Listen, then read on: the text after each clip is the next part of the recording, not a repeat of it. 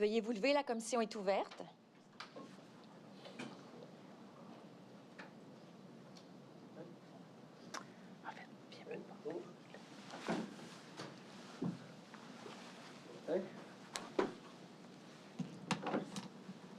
Bonjour. Vous pouvez vous asseoir. Intéressant. Identification des parties pour l'enregistrement, s'il vous plaît. Bonjour, Marie-Claude Sarrazin pour la commission.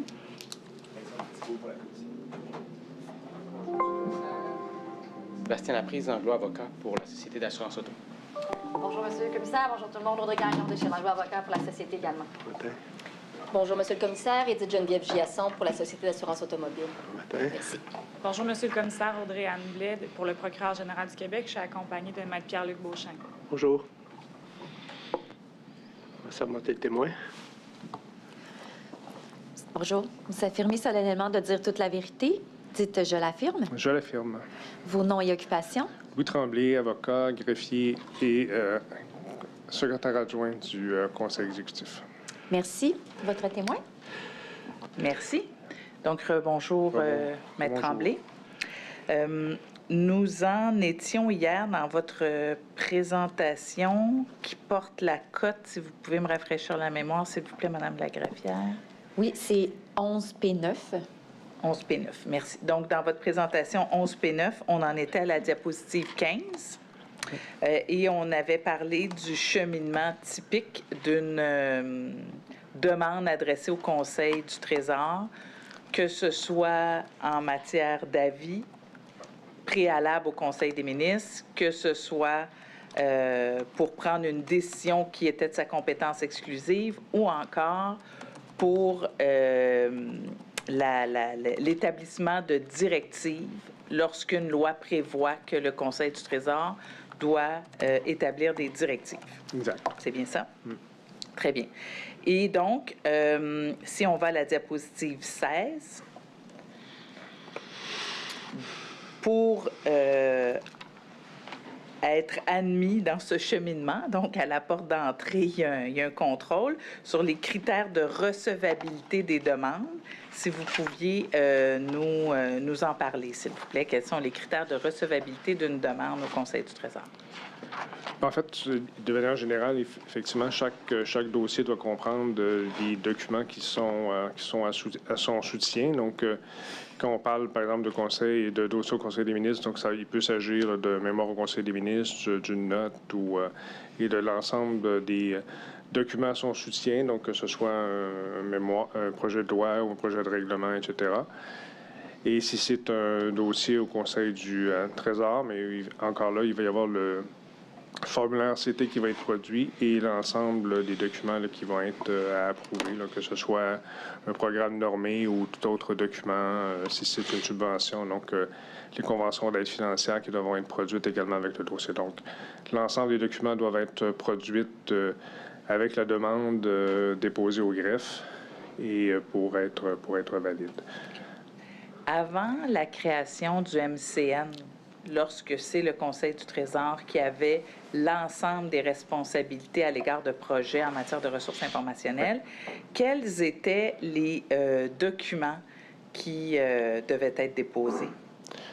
Bien, essentiellement, tout dépendant de l'étape, évidemment, là, mais selon l'étape du dossier, on devait retrouver, par exemple, si on était en approbation d'un dossier d'opportunité, bien évidemment, on devait avoir le document CT et tous les documents de support, dont le dossier d'opportunité qui devait être joint à la demande et tous les autres documents de support là, pour la prise de décision.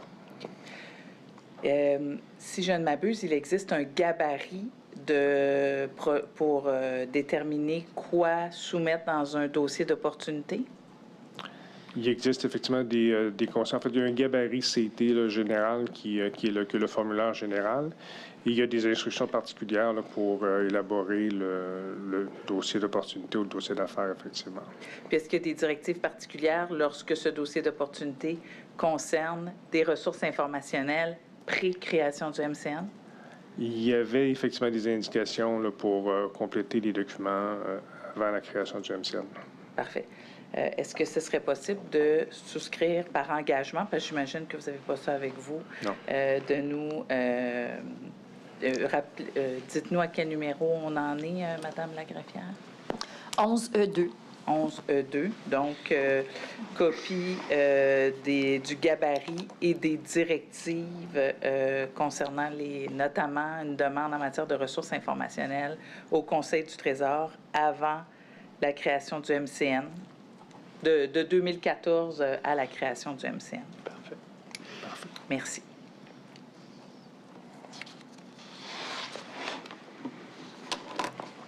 Ce qui nous amène à l'analyse comme telle de la demande.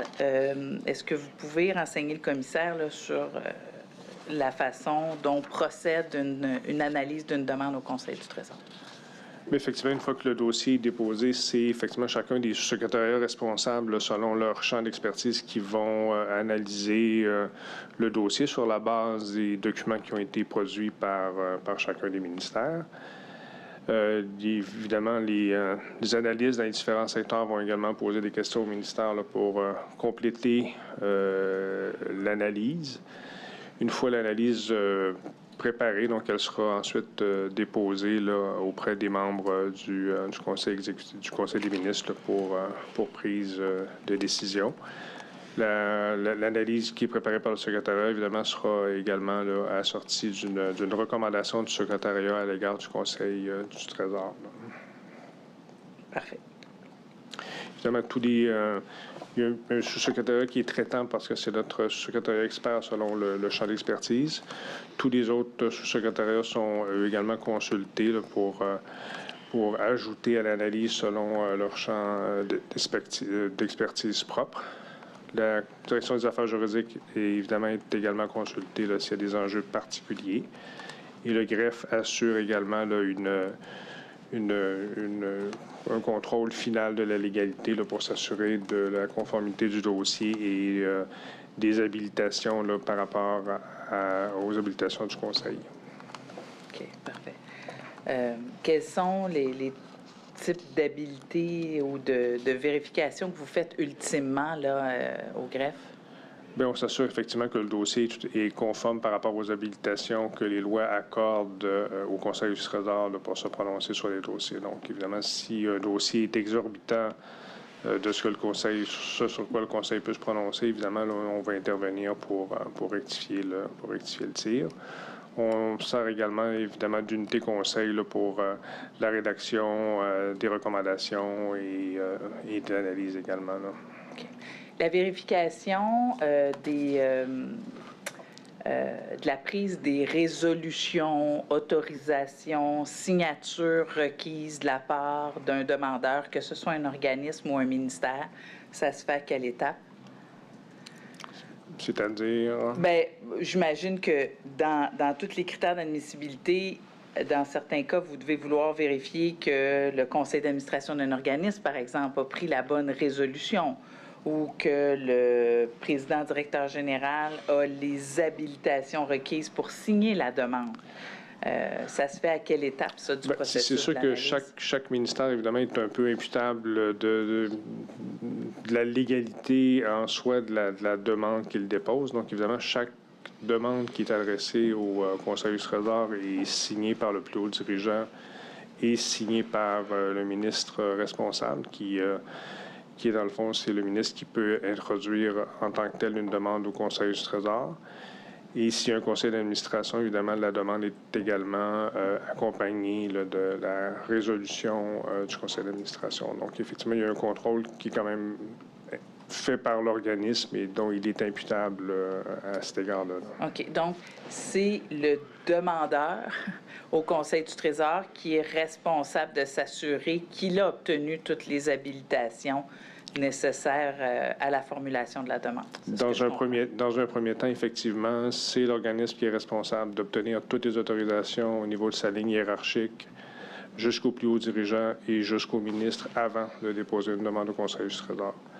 A posteriori, évidemment, nous, au Conseil du Trésor, on va s'assurer qu'effectivement la demande est conforme et qu'elle correspond au corpus législatif, là, mais effectivement, il y a une phase qui se passe dans le ministère, là, où ils doivent s'assurer que la demande est conforme à leurs lois et règlements et que, évidemment, l'ensemble de la ligne hiérarchique est d'accord et que le ministre l'a autorisé. Là.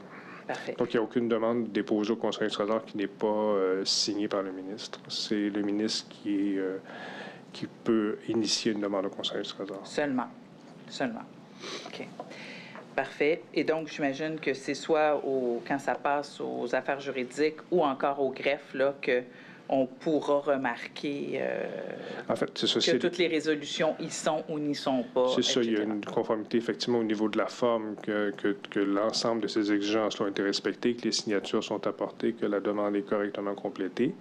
S'ajouteront effectivement aussi des vérifications juridiques complémentaires s'il y a des problèmes juridiques particuliers là, sont décelés à l'intérieur de la demande qui n'avaient pas été par le ministère. Mais... Puis dans les difficultés juridiques particulières, est-ce qu'on pense au respect du cadre normatif, par exemple, pour la gestion contractuelle? Ça pourrait être un exemple. Ça pourrait être un exemple qu'effectivement, ou sur n'importe quelle autre loi, effectivement, si à un moment donné, on se rend compte qu'une demande est exorbitante des pouvoirs du Conseil du Trésor en X ou Y matière, effectivement, on pourrait intervenir. Ce qui est quand même relativement rare, mais ça pourrait arriver. Effectivement, c'est un contrôle qui peut être effectué à la fois par le greffe et aux affaires juridiques, là, si la demande leur est formulée à cet égard-là. Puis, je ne veux pas trop devancer là, vos diapositives sur les ressources informationnelles, mais à tout événement, je comprends dans ce que vous nous avez proposé comme cheminement et analyse, c'est qu'avant la création du MCN, c'est le sous-secrétariat aux ressources informationnelles qui fait l'analyse de la demande, d'une demande au Conseil du Trésor qui met en cause des ressources informationnelles. C'est effectivement le secrétariat qui faisait des analyses de ce type de demande-là pour les différents ministères et organismes. Tant d'un point de vue technique, réponse aux besoins, que d'un point de vue financier, raisonnabilité de l'investissement? Oui, en partie, mais évidemment avec le support aussi du secrétariat là, responsable des questions budgétaires qui sont toujours en consultation là, dans ces dossiers-là. Donc, c'est un travail collégial, évidemment, avec l'ensemble des sous-secrétariats, mais il y a toujours un sous-secrétariat expert de la matière là, selon le dossier. En cas de ressources informationnelles, évidemment, c'était le secrétariat qui était responsable, mais en consultation avec tous les autres sous-secrétariats. Donc, si les problèmes étaient décidés sur d'autres aspects, que ce soit budgétaire ou marché public, à ce moment-là, ils pouvaient effectivement soulever la main et apporter des compléments d'information là, aux analyses qui étaient produites à ce moment-là. Parfait. Et depuis la création du MCN, c'est uniquement le sous-secrétariat aux affaires budgétaires qui regarde une demande en RI ou... En fait, c'est le secrétariat aux infrastructures publiques qui est maintenant chargé d'analyser les analyses en matière de ressources informationnelles.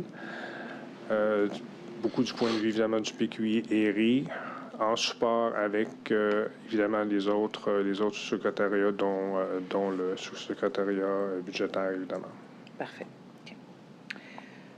Donc, ça compléterait la présentation sur l'analyse d'une demande. Ça va, M. le commissaire? Oui, absolument. OK. Sur la diapositive suivante, vous nous parlez d'une prise d'une directive à l'initiative du CT. Est-ce que je comprends que c'est distinct de ce qu'on a parlé hier, d'une prise de directive requise par la loi? En fait, c'est la même chose. C'est la même chose. C'est ça. C'est parce que généralement, les directives, contrairement à une demande qui est demandée par un ministère, les directives, généralement, vont toujours être des dossiers d'initiative parce qu'elles vont découler de pouvoirs habilitants là, qui vont être conférés par une ou l'autre des lois là, qu'on applique. Donc, mais c'est la même chose. Okay. Puis, effectivement, je constate que ça reprend là, le témoignage que vous nous avez livré hier. Ensuite, vous nous parlez sur votre diapositive du suivi des décisions du Conseil du Trésor. Qu'est-ce que vous souhaitiez porter à l'attention du commissaire? Bien, juste préciser effectivement que lorsque le Conseil du Trésor a émis des demandes particulières, parce qu'il arrive évidemment dans les différentes décisions que l'on rend, que le Conseil du Trésor va rendre un certain nombre, va approuver la demande, mais livrer dans sa décision un certain nombre de messages, un certain nombre de demandes là, au ministère demandeur. de rendre compte à certains égards, donc de produire des rapports ou de rendre compte là, à différents niveaux. Donc, lorsque c'est le cas, ces demandes-là, dans le fond, sont consignées par le greffe, et puis le greffe s'assure là, du suivi de ces différentes demandes-là, sont consignées évidemment dans un rappel, dans un système de suivi de décision. Les rappels sont faits évidemment à chacun des sous-secrétariats qui sont responsables, et les sous-secrétariats ensuite là, vont s'assurer du suivi auprès de chacun des ministères demandeurs là, dans le cadre de leurs opérations courantes. C'est la même chose là, pour les directives, où chacun des sous-secrétariats compétents là, fera les suivis pertinents de l'application des directives et apporteront les ajustements requis là, au cours du temps. Là. Parfait. À la diapo 18, on entrerait dans l'évolution du cadre de gouvernance et de gestion des ressources informationnelles. On a abordé certains aspects, mais ça vaut probablement la peine de juste reprendre les choses dans l'ordre. Donc, vous nous parlez des principaux jalons de l'évolution de ce cadre, cet encadrement de la gestion des ressources informationnelles. C'est ça, évidemment. Il faut effectivement comprendre qu'on a eu un changement majeur là, avec la création du ministère de la cybersécurité et du numérique. Donc, je pense que l'idée ici, c'était un peu de faire l'inventaire des grands jalons préalables à la création du ministère. Donc, on en fait ici un peu la nomenclature, donc la loi sur l'administration publique, la loi cadre sur la gestion des ressources informationnelles, la politique cadre sur la gouvernance et la gestion des ressources informationnelles des organismes publics, la loi sur la gouvernance et la gestion des ressources informationnelles des organismes publics et des entreprises du gouvernement, la stratégie gouvernementale en TI et la stratégie de transformation numérique. Donc, comme je disais, en 2022, le rôle du Conseil du Trésor et de son secrétariat a été modifié, évidemment, en profondeur. Et donc, on peut peut-être faire le tour un peu de ce qui était avant les pouvoirs du Conseil du Trésor, avant la création du ministère. Là. Oui, on pourra faire ça, mais juste avant de quitter cette diapositive-là, là, vous nous avez fait la nomenclature des cadres, donc, qui avaient une portée normative, si on veut. Oui. Est-ce qu'il est arrivé au Conseil du Trésor aussi d'émettre des guides de bonnes pratiques en matière de gestion des ressources informationnelles, par exemple, ou de contrats en matière de ressources informationnelles, à votre connaissance? À ma connaissance, je ne pourrais pas vous répondre. On pourra le regarder, mais je n'ai pas l'information. Parfait. Ouais. Donc, Madame la greffière, je m'excuse, je ne retiens pas les numéros. On en serait rendu à quel numéro d'engagement? 11E3. 11E3, donc toute publication de bonnes pratiques là, concernant les contrats en matière de technologie de l'information émise par le Conseil du Trésor depuis 2014. Parfait. Donc, à votre invitation, vous allez maintenant nous parler de la répartition des rôles entre les différents acteurs avant la création du MCN. Exact. Donc, vous débutez par le Conseil du Trésor comme tel à la diapo 19. Exact. Donc, c'était évidemment les pouvoirs généraux du Conseil du Trésor avant la création du ministère. Donc, qui consistait essentiellement à proposer au gouvernement des politiques en matière de gouvernance et de gestion des ressources informationnelles, à prendre des directives sur la gouvernance et la gestion des ressources informationnelles, par exemple en matière de sécurité, de mise en commun de standards de considération de technologie, à déterminer des conditions et modalités relatives aux outils de planification gouvernementale en matière de gestion des ressources informationnelles, ainsi que pour les étapes propres au suivi d'un projet, donc soit les autorisations et les suivis requis là, à chacune des étapes. Enfin, le Conseil avait également des pouvoirs afin d'imposer à un organisme public des mesures d'accompagnement dans sa gestion ou celle de projets spécifiques de désigner un projet d'intérêt gouvernemental et de recommander au gouvernement là, de rendre obligatoire l'utilisation d'un service en ressources informationnelles. Donc, c'était en gros là, les pouvoirs qui étaient dévolus au Conseil du Trésor, donc avant la création là, du MCN. OK. Puis, est-ce que toute acquisition de ressources informationnelles requérait l'autorisation du Conseil du Trésor ou c'était des types de projets? Où pourrait-on trouver là, la compétence ou l'exigence de consulter le Conseil du Trésor en matière de RI? C'est ça. En fait, il y avait effectivement des règles de pratique là, qui précisaient là, à quel niveau il fallait consulter le Conseil du Trésor. Et, ça, est-ce qu'on trouve ça dans le recueil des directives dont vous nous avez parlé hier ou c'est de la documentation interne au gouvernement? Ils étaient à l'époque dans le recueil de politique de gestion. Ils n'y sont plus parce qu'ils sont plus en vigueur, mais on pourrait retracer effectivement ces documents-là. OK, parfait. Si on pouvait prendre l'engagement, effectivement, de nous les transmettre.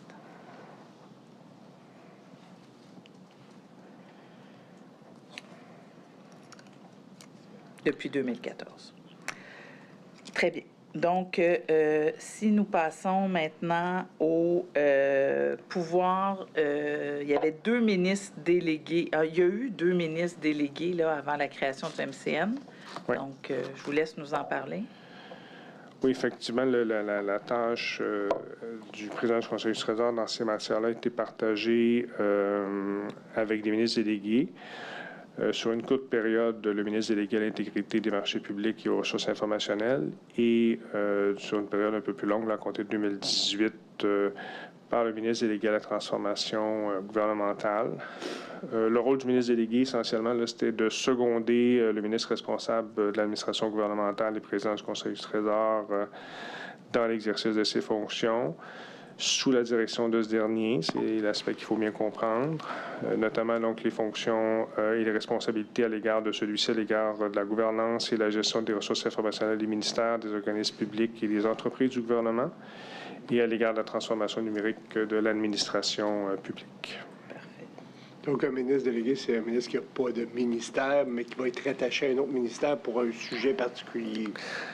En fait, c'est ça. C'est un ministre qui n'a pas de ministère, qui est sous, on va dire, sous la tutelle du ministre principal. Et donc, il l'accompagne et il soutient le ministre en titre là, dans des fonctions particulières qui lui sont dévolues. Là.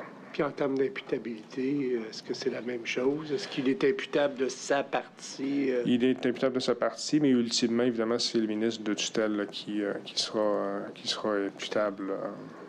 Merci pour la précision. Okay. Est-ce qu'un ministre délégué gère un budget ou c'est le ministre... C'est-à-dire qu'il va gérer un budget, mais il n'est pas en propre. C'est pas son budget en propre.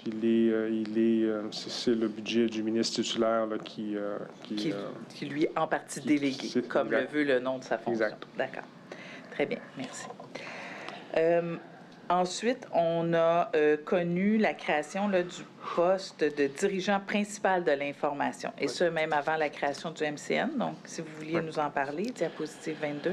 Oui, en fait, c'est les principes effectivement généraux. Donc, c'est le rôle donc, du dirigeant principal de l'information au cours de la période antérieure à la création du MCN. Donc, son cadre d'intervention consistait essentiellement à la mise en œuvre des politiques et directives, au soutien et à l'accompagnement des autres dirigeants de l'information dans leur démarche d'élaboration de projets en matière de ressources informationnelles. Et son rôle était également d'assurer la cohérence des activités et investissements là, dans le domaine des ressources informationnelles. Donc, c'est un rôle qui était occupé là, par un secrétaire associé au sein du secrétariat et qui était soutenu par le secrétariat au dirigeant principal de l'information et de la transformation numérique jusqu'à la création du MCN. Vous mentionnez sur votre diapositive dans un astérix, en fait, vous confirmez que la SAAQ et la CNESST ont leur propre directeur de l'information. C'est pas vrai, pas directeur, pardon, dirigeant de l'information. Ils ne sont pas qui est redevable directement au dirigeant principal de l'information et ça passe pas là, par celui du ministère. Est-ce que vous savez ce qui a motivé la décision de laisser la SAAQ et la CNESST avoir leur propre dirigeant de l'information? Je n'ai pas les indications historiques qui ont mené à cette décision-là. Parfait. Moi, j'ai juste une précision. Vous dites que le dirigeant, par exemple, de l'information existait au secrétariat du Conseil du Trésor, mais avant la création là, du ministère en tant que tel, est-ce que c'était vrai dans tous les ministères à ce moment-là? Oui. C'était également vrai dans tous ces ministères? Oui. Parfait. Très bien.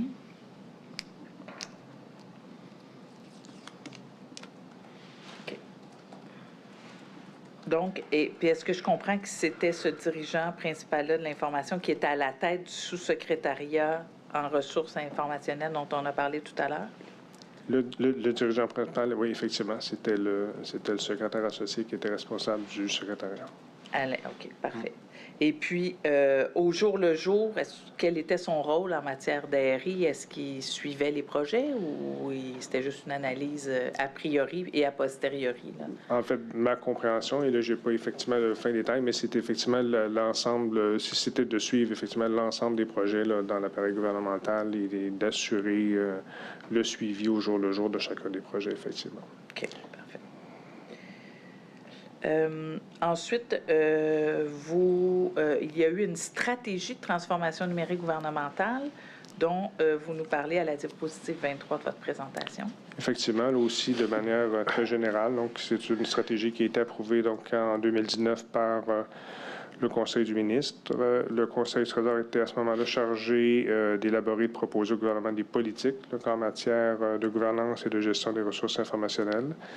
Cette stratégie visait à remplacer deux politiques antérieures, soit la stratégie numérique du Québec et la stratégie pour une administration numérique publique. Donc, la mise en œuvre de cette stratégie également là, est devenue la responsabilité du ministère de la Cybersécurité du numérique là, au moment de sa création. Parfait. Et c'est une stratégie qui est mise en œuvre là, en vertu de l'article 19 de la loi sur la gouvernance et la gestion des ressources informationnelles, si je comprends bien? C'est ce que je comprends, oui. Parfait.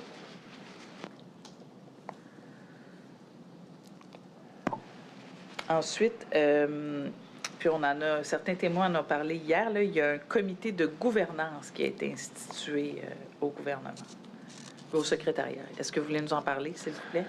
Là encore, de manière très générale, effectivement, c'est un comité de gouvernance qui a été créé en vertu de la loi, qui était composé du DPI et de l'ensemble des DI des ministères. Encore là, il s'agissait d'une instance de concertation. Donc, et là encore, la responsabilité, évidemment, a été transférée là, au ministère de la cybersécurité et du numérique. Est-ce que c'est à votre... Quand on dit que le comité de gouvernance était composé des DI de tous les ministères, est-ce qu'on conclut que ça excluait les dirigeants de l'information de la CNESST ou de la SAQ, ou c'est juste un raccourci de langage, puis ça incluait tous les DI? Je ne pourrais pas vous le confirmer. OK, parfait. Puis savez-vous à quelle fréquence ce comité-là se réunissait? Je n'ai pas l'indication, non. Parfait. Et ensuite, les plans de transformation numérique qui ont pu être mis en place. Oui. Donc, il s'agissait également d'une exigence de la loi, donc, qui prévoyait que les organismes publics devaient établir un plan de transformation numérique et le transmettre au secrétaire du Conseil du Trésor. Donc, encore là, c'est une responsabilité là, qui a été transférée au MCN au moment de sa création. Parfait.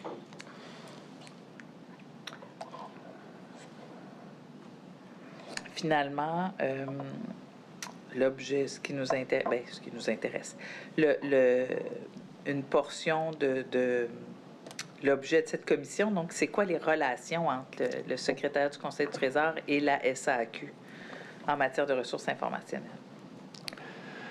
Bon, disons que de manière générale, les relations avec le Conseil du Trésor et son secrétariat et la SAAC, évidemment, répondent un peu à l'ensemble des exigences de tous les ministères. Donc, actuellement, cette relation découle évidemment des dossiers qui sont soumis à l'approbation du Conseil du Trésor ou du Conseil des ministres. Donc, il s'agit d'interactions qui sont ponctuelles selon la nature des dossiers. Donc, comme c'est le cas pour l'ensemble des organismes, là, dans le fond. Les relations avec la SAAC découlent également des obligations de reddition de comptes, là, comme pour tout autre organisme. De même, la SAAC peut recourir aux besoins d'accompagnement spécifiques qui sont offerts par les différents sous-secrétariats selon leur propre expertise. Donc, je dirais qu'effectivement, en cela, la SAAC là, répond aux mêmes exigences et aux mêmes besoins là, que l'ensemble des autres organismes au niveau des relations avec le secrétariat du Conseil du Trésor. Donc, par exemple, quand on a un projet, on veut lancer des appels d'offres, de contrats publics, on pourrait requérir l'accompagnement du sous-secrétariat au marché public du Conseil du Trésor. Ça, c'est faisable. Ça. Tout à fait, tout à fait. Et est-ce que c'est la norme ou est-ce qu'il y a un encouragement à... C'est fortement suggéré. Je dirais qu'effectivement, quand on entreprend ce genre d'initiative, de consulter le secrétariat, effectivement, pour avoir l'accompagnement requis et s'assurer, effectivement, de la conformité là, des exigences légales. Là. Tout à fait. Merci. Si on précise peut-être aussi de manière plus précisément en matière de projet de transformation numérique, là, au niveau de la reddition de comptes, évidemment, compte tenu de la nature de l'organisme, du point de vue budgétaire, là, donc la SAAC autofinance ses opérations, donc elle assure son financement, donc notamment via une tarification, donc elle est exemptée ou soustraite de certains suivis. Cependant, en ce qui concerne les projets de transformation numérique, la SAAC fait quand même l'objet de nombreux autres suivis là, en d'autres matières, dont celle, évidemment, là, des travaux d'optimisation de l'État. De même, le secteur des marchés publics, comme on vient d'en parler, là, a effectué l'accompagnement pour la préparation de certaines demandes de la SAAC là, qui ont été adressées au Conseil du Trésor. OK. Donc, je comprends bien, la SAQ ne fait pas l'objet d'un suivi budgétaire comme tel, puisqu'elle s'autofinance et qu'il n'y a que ses profits qui entrent dans les états financiers du gouvernement, comme on l'a expliqué hier. Oui. Mais elle a quand même un régime d'emprunt qui, lui... Mais celui-là est géré par le ministère des Finances. C'est ça la distinction qu'on doit faire, c'est que c'est le ministère des Finances qui fait le suivi du respect du régime d'emprunt. Le Conseil du Trésor, lui, aurait pu avoir des obligations de suivre, le mandat d'assurer le suivi budgétaire, mais comme c'est un organisme qui a un statut particulier, il n'a pas de mandat à cet égard-là. C'est ça, il n'y a pas cette obligation-là. Par ailleurs, il y a d'autres formes de suivi, notamment via son rapport annuel de gestion et d'autres outils là, où il a quand même l'obligation de rendre compte là, de sa gestion et de faire le suivi par d'autres véhicules. Là. OK, parfait. Très bien. Donc, est-ce qu'on en serait rendu à la diapositive 28 ou on a... selon vous? Parce que là, on a fait, concernant les projets de transformation numérique en tant que tel. Oui, on peut compléter sur la réduction de compte. En fait, effectivement, donc au niveau budgétaire, comme on vient de dire, la SAC est visée comme tout autre organisme là, par les travaux du secrétariat tout au long du cycle budgétaire. Donc ça, tant en matière de gestion de ressources budgétaires, financières que d'effectifs. La SAC a donc la responsabilité de s'assurer du respect de ses prévisions pluriannuelles de dépenses et de sa cible d'effectifs. Donc, en règle générale, au niveau budgétaire, là, des orientations budgétaires pluriannuelles sont émises à l'ensemble des organismes autres que budgétaires, dont la SAC. Donc, généralement, ça se passe au mois de mai. Donc, ils sont sujets, là, comme tout autre organisme, à ces exigences-là.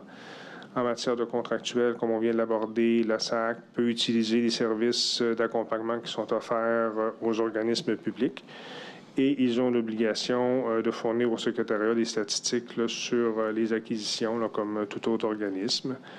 De même, comme tout autre organisme assujetti à la loi sur les contrats des organismes publics, ils doivent notamment transmettre au secrétariat du Conseil du Trésor certaines autorisations du dirigeant de l'organisme tout au cours de l'année et la déclaration du dirigeant annuellement. Donc, ils sont quand même là, sujets à l'ensemble des obligations de reddition de comptes là, qui sont applicables aux autres organismes. En matière de gestion des ressources humaines, les interventions avec la SAC aussi peuvent être nombreuses.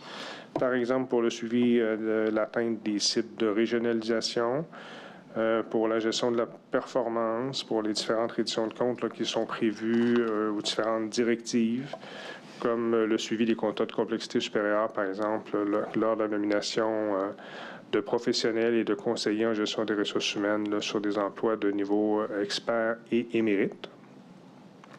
Au niveau de la performance, les contacts sont aussi fréquents avec la SAAC. D'abord, en ce qui concerne leur indice de performance. Donc, il y a des rencontres ponctuelles pour définir l'indice de performance et ces évolutions annuelles, là, ce qui représente quand même là, plusieurs rencontres par année, plusieurs échanges qui sont faits avec eux. De même, le secrétaire du Conseil du Trésor transmet annuellement un questionnaire à compléter par la SAAC là, pour le suivi et l'application de la loi sur l'administration publique là, en vue de calculer son score à l'indice de performance. Il y a eu aussi des échanges là, pour procéder à la validation des résultats de l'indice de performance. On a également des échanges là, qui ont lieu annuellement pour aviser la SAAC là, de ce qui sera publié concernant le tableau de bord de performance. Et évidemment, on a tous les échanges avec eux en cours d'année pour l'élaboration de leur plan stratégique ou de la révision de ce plan. Et le Conseil du Trésor maintient des échanges aussi ponctuels entre les équipes là, pour assurer la conformité, là, évidemment, avec les orientations du secrétariat donc en matière de planification stratégique. Et évidemment, il y a toutes les exigences qui sont relatives au rapport annuel de gestion auquel la SAAC est soumise et avec lequel les échanges avec le secrétariat également là, sont nombreux, tant pour la transmission des instructions là, que pour le suivi là, en cours d'année pour la réalisation de leur rapport annuel de gestion. Parfait. À ce sujet-là, d'ailleurs, je pense que vous avez la réponse à un engagement auquel vous aviez souscrit hier en matière de reddition de comptes, en matière de gestion de ressources humaines, des effectifs, oui. Gestion des effectifs. Oui. Donc, c'est l'engagement qui demandait si la reddition de comptes en matière de gestion des effectifs passait par le ministère du Transport ou était fait directement au Conseil du Trésor. C'était le 11. Oui, donc la réponse, Maître Tremblay. Oui, donc après consultation des secteurs, effectivement, à partir du moment où le personnel de la SAAC est nommé en vertu de la loi sur la fonction publique, le contrôle en fait des effectifs est fait via là, un suivi mensuel qui est différent là, de celui de la loi sur la gestion sur le contrôle des effectifs. Donc la voie pour y arriver est différente que par la loi, mais effectivement, il y a un suivi qui se fait là, autrement via les systèmes habituels, là, de par la nature de la nomination du personnel qui sont par la loi sur la fonction publique. Et donc, ça ne passe pas par le ministère des Transports? Ça ne passe pas par le ministère des Transports, non. Parfait. Donc, on considère l'engagement rempli. Merci. Donc, on pourra le noter au procès-verbal. Oui, parfait. Merci.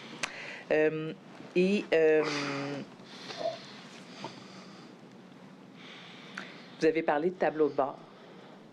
Il y a, si je ne m'abuse, il y a un tableau de bord spécifique au projet en ressources informationnelles qui est publié par le Conseil du Trésor. Depuis quand? Est-ce que c'est à votre connaissance? Je n'ai pas l'information, non. Mais ça fait quand même plusieurs années. Oui. Parfait. Et ça, la SAQ a une obligation, comme tous les autres ministères et organismes, de participer à populer ce tableau de bord-là sur le suivi des projets en matière de ressources informationnelles? Tout à fait. Parfait. Merci. Très bien. Moi, je n'ai pas d'autres questions pour les Qu'est-ce qui témoins. arrive si jamais l'organisme ne remplit pas cette obligation-là, justement, de rendre plus transparent le processus? Est-ce qu'il y a des rappels à l'ordre qui est fait par le SCT? Oui, en fait, il y a des suivis qui sont effectivement faits par le SCT là, de manière très serrée là, pour avoir l'information à jour sur l'ensemble des projets. Là. D'accord. Merci. Ça complète? Ça complète, oui. Est-ce qu'il y a des questions? Est-ce que la société a des questions? Non, Monsieur le Commissaire. Est-ce que les représentants du procureur général ont des questions? Non, ça va, merci. Parfait. Donc, s'il n'y a pas d'autres questions, on vous libère. Puis on vous remercie là, pour votre présentation qui fut fort éclairante et qui va nous servir pour la suite de nos travaux. Merci beaucoup, Madame. Merci beaucoup. Est-ce que vous voulez que je demeure dans la salle pour changer le décor comme on fait au théâtre ou... On peut peut-être prendre un petit 5 minutes, ne serait-ce que pour laisser aux témoins le temps de s'installer, si vous le permettez. C'est excellent. Donc, Madame la greffière, vous m'avisez quand tout le monde est prêt. Merci. Merci. Veuillez vous lever, une pause de 5 minutes.